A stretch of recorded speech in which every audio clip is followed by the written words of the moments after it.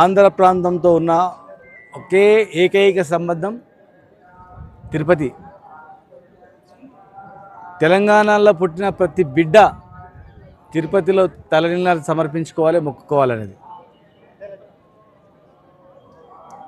రెండు రాష్ట్రాలు కలిసి ఆంధ్రప్రదేశ్గా ఉన్నప్పుడు ఇది ఎక్కడ ఎలాంటి ఇబ్బందులు లేకుండా ఒకే విధంగా ఉండేది.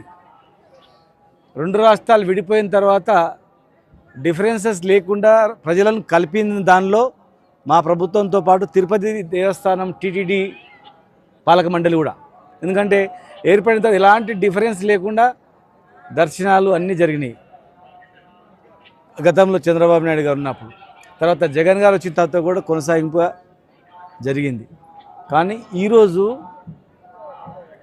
ఇక్కడ పరిస్థితి చూస్తుంటే తెలంగాణ సామాన్య ప్రజలకు కానీ, తెలంగాణ రాజకీయ నాయకులకు కానీ, తెలంగాణ సంబంధించినటువంటి వ్యాపారవేత్తలకు కానీ ఇక్కడ కొంత డిఫరెన్సెస్ అనేది కనిపిస్తూ ఉంది.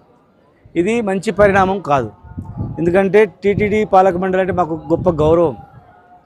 దేవుడు, తిరుపతి దేవుడు అంటే మాకు ప్రపంచానికి దేవుడు. ఈ ప్రాంతంలో ఉన్నంత మాత్రం ఈ ప్రాంతం మాది అని దేవుని విషయంలో అనుకుంటూ వెళ్ళలేదు. అలా చేస్తే దేవుని కూడా కోపం వస్తుంది.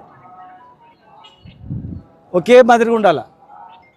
తెలంగాణ ప్రజలకు, ఆంధ్ర ప్రజలకు, తెలంగాణ నాయకులకు, ప్రజాప్రతినిధులకు, ఆంధ్ర నాయకులకు, వ్యాపారవేత్తలు ఈక్వల్గా ఉండాలి. కానీ ఇక్కడ చాలా డిఫరెన్స్ కనిపిస్తుంది. ప్రజలకు, రాజకీయ నాయకులకు కానీ, విఐపీలకు కానీ, మామూలులకు కానీ, వ్యాపారవేత్తలకు కానీ, భక్తులకు మాత్రం భేదం కనిపిస్తూ ఉంది. అనుభవజ్ఞుడైనటువంటి ముఖ్యమంత్రి గారు మరి దీన్ని సరిచేయాల్సిన బాధ్యత ఉంది.